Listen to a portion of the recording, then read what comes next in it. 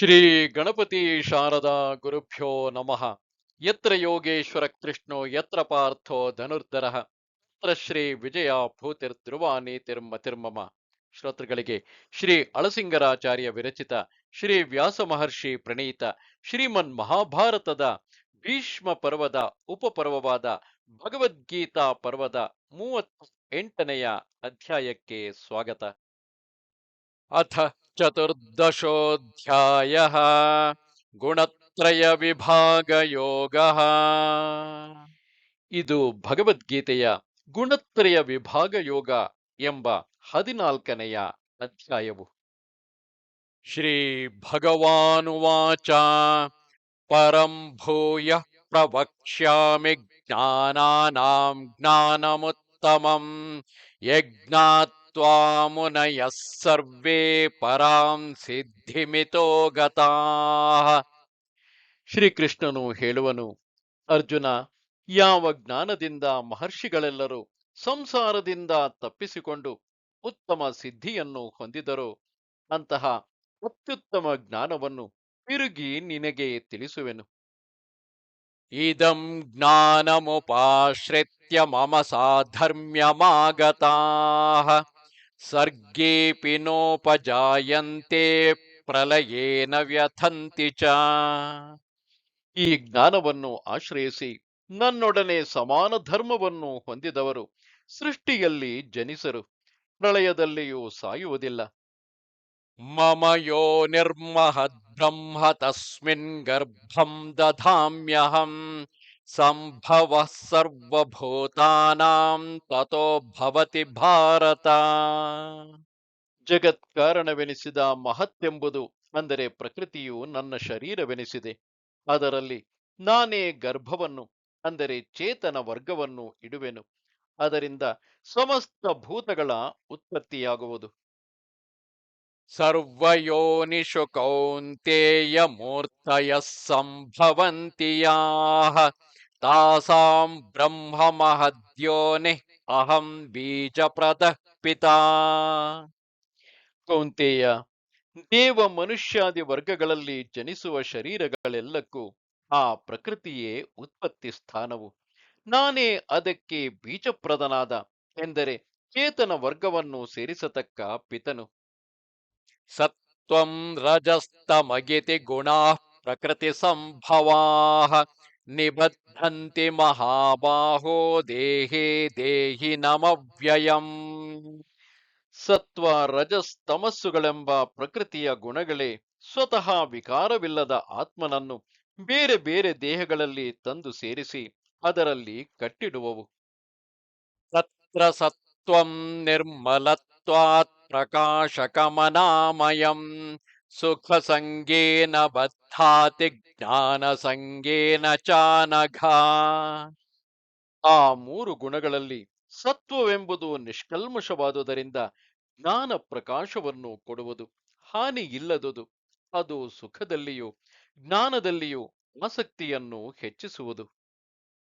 ರಜೋರಾಗಾತ್ಮಕಂ ವಿದ್ಧಿ ತೃಷ್ಣಾ ಸಂಗ ಸಮುದ್ಭವಂ ತನ್ನಿಬದ್ಧಾತಿ ಕೌಂತೇಯ ಕರ್ಮ ಸಂಗೇನ ದೇಹಿನಂ.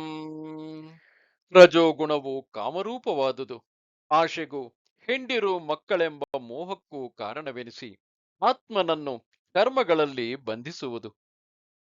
ತಮಸ್ತಜ್ಞಾನಜಂ ವಿದ್ಧಿ ಮೋಹನಂ ಸರ್ವದೇಹಿನಾಂ ಪ್ರಮಾದಾಲಸ್ಯ ನಿದ್ರಾಭಿಃ ತನ್ನಿಬಧ್ನಾತಿ ಭಾರತ. ತಮಸ್ಸೆಂಬುದು ಅಜ್ಞಾನಜನ್ಯವೆಂದು, ಸಮಸ್ತ ಪ್ರಾಣಿಗಳ ಮೋಹಕ್ಕೆ ಅಥವಾ ಭ್ರಮೆಗೆ ಕಾರಣವೆಂದು ತಿಳಿ. ಈ ತಮೋಗುಣವು ಪ್ರಮಾದ, ಆಲಸ್ಯ, ನಿದ್ರೆ ಮೊದಲಾದವನ್ನು ಉಂಟುಮಾಡಿ ಆತ್ಮನನ್ನು ಅದರಲ್ಲಿ ಬಂಧಿಸಿಡುವುದು. ಸತ್ವಂ ಸುಖೇ ಸಂಜಯತಿ ರಜಃ ಕರ್ಮಣಿ ಭಾರತ ಜ್ಞಾನಮಾವೃತ್ಯ ತು ತಮಃ ಪ್ರಮಾದೇ ಸಂಜಯತ್ಯುತ. ಭಾರತ, ಸತ್ವವು ಪುರುಷನನ್ನು ಸುಖದಲ್ಲಿಯೂ ರಜಸ್ಸು ಕರ್ಮಗಳಲ್ಲಿಯೂ ಕಟ್ಟಿಡುವುದು. ತಮಸ್ಸೆಂಬುದು ಜ್ಞಾನವನ್ನು ಮರೆಸಿ ವಿಪರೀತ ವ್ಯಾಪಾರಗಳಲ್ಲಿ ಪ್ರವರ್ತಿಸುವಂತೆ ಮಾಡುವುದು. ರಜಸ್ತಮಶ್ಚಾಭಿಭೂಯ ಸತ್ವಂ ಭವತಿ ಭಾರತ. ರಜಃ ಸತ್ವಂ ತಮಶ್ಚೈವ ತಮಃ ಸತ್ವಂ ರಜಸ್ತಥಾ. ಈ ಮೂರು ಗುಣಗಳಲ್ಲಿ ಸತ್ವವು ರಜಸ್ಸು ತಮಸ್ಸುಗಳೆರಡನ್ನು ಮೆಟ್ಟಿ ತಾನೇ ಪ್ರಕಾಶಿಸುವುದುಂಟು. ಹಾಗೆಯೇ ರಜಸ್ಸು ಸತ್ವ ತಮೋಗುಣಗಳನ್ನು, ತಮಸ್ಸು ಸತ್ವ ರಜಸ್ಸುಗಳನ್ನು ಮೆಟ್ಟಿ ತಾನೇ ಮೇಲಾಗುವುದು ಉಂಟು. ಸರ್ವದ್ವಾರೇಷು ದೇಹೇಸ್ಮಿನ್ ಪ್ರಕಾಶ ಉಪಜಾಯತೆ ಜ್ಞಾನಂ ಯದಾ ತದಾ ವಿದ್ಯಾತ್ ವಿವೃದ್ಧಂ ಸತ್ವಮಿತ್ಯುತ. ಯಾವಾಗ ದೇಹದಲ್ಲಿರುವ ಇಂದ್ರಿಯಗಳೆಂಬ ಎಲ್ಲ ಜ್ಞಾನ ಮಾರ್ಗಗಳಲ್ಲಿಯೂ ಜ್ಞಾನ ಪ್ರಕಾಶವು ತೋರುವುದೋ ಆಗ ಅವನಲ್ಲಿ ಸತ್ವ ಗುಣವೇ ಪ್ರಬಲಿಸಿದೆ ಎಂದು ತಿಳಿಯಬೇಕು. ಲೋಭ ಪ್ರವೃತ್ತಿರಾರಂಭ ಕರ್ಮಣಾಮಶಮಸ್ಪೃಹಾ ರಜಸ್ಯೇತಾನಿ ಜಾಯಂತೆ ವಿವೃದ್ಧೆ ಭರತರ್ಷಭ. ರಜೋಗುಣವು ಹೆಚ್ಚಿದ ಪಕ್ಷದಲ್ಲಿ ಆಗ ಪುರುಷನಿಗೆ ಆಶೆ, ಕರ್ಮಾಸಕ್ತಿ, ಕರ್ಮಾರಂಭ, ಅಶಾಂತಿ, ಲೋಭ ಮುಂತಾದವೆಲ್ಲ ಉಂಟಾಗುವವು. ಅಪ್ರಕಾಶೋ ಪ್ರವೃತ್ತಿಶ್ಚ ಪ್ರಮಾದೋ ಮೋಹ ಏವ ಚ ತಮಸ್ಯೇತಾನಿ ಜಾಯಂತೆ ವಿವೃದ್ಧೆ ಕುರು ನಂದನ. ತಮೋಗುಣವು ಪ್ರಬಲಿಸಿದ ಪಕ್ಷದಲ್ಲಿ ಬುದ್ಧಿಗೆ ಮಂಕು, ಬೇಸರ, ಮೋಹ, ಪ್ರಮಾದಾದಿಗಳೆಲ್ಲವೂ ತಲೆದೋರುವವು. ಯದಾ ಸತ್ವೇ ಪ್ರವೃದ್ಧೇತು ಪ್ರಲಯಂ ಯಾತಿ ದೇಹಭೃತ್ ತದೋತ್ತಮವಿದಾನ್ ಲೋಕಾನ್ ಅಮಲಾನ್ ಪ್ರತಿಪದ್ಯತೆ. ಪುರುಷನು ತನ್ನಲ್ಲಿ ಸತ್ವಗುಣವು ವೃದ್ಧಿ ಹೊಂದಿದಾಗ ಮರಣ ಹೊಂದಿದರೆ ಉತ್ತಮ ಜ್ಞಾನಿಗಳ ಗುಂಪಿನಲ್ಲಿ ಜನಿಸುವನು. ರಜಸಿ ಪ್ರಲಯಂ ಗತ್ವಾ ಕರ್ಮ ಸಂಗಿಷು ಜಾಯತೆ ತಥಾ ಪ್ರಲೀನಸ್ತಮಸಿ ಮೂಢಯೋನಿಷು ಜಾಯತೆ. ರಜೋಗುಣದ ವೃದ್ಧಿ ಸ್ಥಿತಿಯಲ್ಲಿ ಮೃತನಾದವನು ಫಲದ ಆಶೆಯಿಂದ ಕರ್ಮ ಮಾಡತಕ್ಕವರ ಗುಂಪಿನಲ್ಲಿಯೂ, ತಮೋಗುಣ ವೃದ್ಧಿಯಲ್ಲಿ ಮೃತನಾದವನು ನಾಯಿ, ಹಂದಿ ಮೊದಲಾದ ಹೀನ ಜಂತುಗಳ ಯೋನಿಯಲ್ಲಿಯೂ ಜನಿಸುವನು. ಕರ್ಮಣಃ ಸುಕೃತಸ್ಯಾಹು ಸಾತ್ವಿಕಂ ನಿರ್ಮಲಂ ಫಲಂ ರಜಸಸ್ತು ಫಲಂ ದುಃಖಂ ಅಜ್ಞಾನಂ ತಮಸಃ ಫಲಂ. ಫಲದ ಆಶೆಯಿಲ್ಲದೆ ಭಗವದರ್ಪಿತವಾಗಿ ಮಾಡಿದ ಸತ್ಕರ್ಮಗಳಿಗೆ ದುಃಖ ಸಂಬಂಧವೇ ಇಲ್ಲದ ಸಾತ್ವಿಕ ಫಲವು ಲಭಿಸುವುದು. ರಜೋಗುಣಕ್ಕೆ ಫಲವು ದುಃಖವೆಂದು, ತಮಸ್ಸಿಗೆ ಅಜ್ಞಾನವೇ ಫಲವೆಂದು ಹೇಳುವರು. ಸತ್ವಾತ್ ಸಂಜಾಯತೆ ಜ್ಞಾನಂ ರಜಸೋ ಲೋಭ ಏವ ಚ ಪ್ರಮಾದಮೋಹೌ ತಮಸಃ ಭವತೋ ಜ್ಞಾನಮೇವ ಚ. ಸತ್ವಗುಣದಿಂದ ಜ್ಞಾನವು, ರಜಸ್ಸಿನಿಂದ ಲೋಭವು, ತಮಸ್ಸಿನಿಂದ ಪ್ರಮಾದ, ಆಲಸ್ಯ, ಅಜ್ಞಾನ, ವಿಪರೀತ ಜ್ಞಾನಗಳು ಉಂಟಾಗುವವು. ಊರ್ಧ್ವಂ ಗಚ್ಚಂತಿ ಸತ್ವಸ್ಥಾಃ ಮಧ್ಯೆ ತಿಷ್ಠಂತಿ ರಾಜಸಾಃ ಜಗನ್ಯಗುಣವೃತ್ತಿಸ್ಥಾ ಅಧೋ ಗಚ್ಚಂತಿ ತಾಮಸಾಃ. ಸತ್ವಗುಣದಲ್ಲಿ ನೆಲೆಗೊಂಡವರು ಎಲ್ಲಕ್ಕಿಂತಲೂ ಮೇಲೆ ಅಂದರೆ ಮೋಕ್ಷಕ್ಕೆ ಹೋಗುವರು. ರಜೋಗುಣವುಳ್ಳವರು ನಡುವೆ ಅಂದರೆ ದೇವ ಮನುಷ್ಯಾದಿ ಜನ್ಮಗಳಲ್ಲಿ ಅಲೆಯುತ್ತಿರುವರು. ತಮೋಗುಣವುಳ್ಳವರು ಹೀನ ಜನ್ಮದಲ್ಲಿ ಇಳಿಯುವರು. ನಾಣ್ಯಂ ಗುಣೇಭ್ಯ ಕರ್ತಾರಂ ಯದಾ ದೃಷ್ಟಾನುಪಶ್ಯತಿ ಗುಣೇಭ್ಯಶ್ಚ ಪರಂ ವೇತ್ತಿ ಮದ್ಭಾವಂ ಸೋಧಿಗಚ್ಚತಿ. ಈ ಸತ್ವಾದಿಗಳೇ ಕರ್ಮಗಳನ್ನು ಮಾಡಿಸತಕ್ಕವೆಂದು, ಆ ಗುಣಗಳಿಗಿಂತಲೂ ವಿಲಕ್ಷಣನಾದ ಆತ್ಮನು ಅವಕ್ಕೆ ಕರ್ತನಲ್ಲವೆಂದು ತಿಳಿದಾಗಲೇ ಜ್ಞಾನಿಯು ನನ್ನ ಸಾಮ್ಯವನ್ನು ಹೊಂದುವನು. ಗುಣಾನೇತಾನತೀತ್ಯತ್ರೀನ್ ದೇಹಿ ದೇಹ ಸಮದ್ಭವಾಂ ಜನ್ಮ ಮೃತ್ಯು ಜರಾ ದುಃಖೈ ವಿಮುಕ್ತೋಮೃತಮಶ್ನುತೆ. ದೇಹದೊಳಗಿನ ಆತ್ಮನು ದೇಹಜನ್ಯಗಳಾದ ಈ ಮೂರನ್ನು ಅಂದರೆ ಸತ್ವಗುಣ, ರಜೋಗುಣ, ತಮೋಗುಣಗಳನ್ನು ಅತಿಕ್ರಮಿಸಿದಾಗಲೇ ಹುಟ್ಟು, ಸಾವು, ಮುಪ್ಪು ಮೊದಲಾದ ದುಃಖಗಳಿಂದ ಮುಕ್ತನಾಗಿ ಶುದ್ಧಾತ್ಮ ಅನುಭವವನ್ನು ಹೊಂದುವನು. ಅರ್ಜುನ ಉವಾಚ ಕೈರ್ಲಿಂಗೈಸ್ತ್ರೀನ್ ಗುಣಾನೇತಾನ್ ಅತೀತೋ ಭವತಿ ಪ್ರಭೋ ಕಿಮಾಚಾರಃ ಕಥಂ ಚೈತಾನ್ ತ್ರೀನ್ ಗುಣಾನತಿವರ್ತತೆ. ಅರ್ಜುನನು ಹೇಳುವನು, ಪ್ರಭು, ಆ ಮೂರು ಗುಣಗಳನ್ನು ಅತಿಕ್ರಮಿಸಿದವನ ಲಕ್ಷಣಗಳಾವವು? ಅವನ ನಡತೆ ಎಂಥದು? ಯಾವ ಮಾರ್ಗದಿಂದ ಪುರುಷನು ಆ ಮೂರು ಗುಣಗಳನ್ನು ಅತಿಕ್ರಮಿಸಬಲ್ಲನು?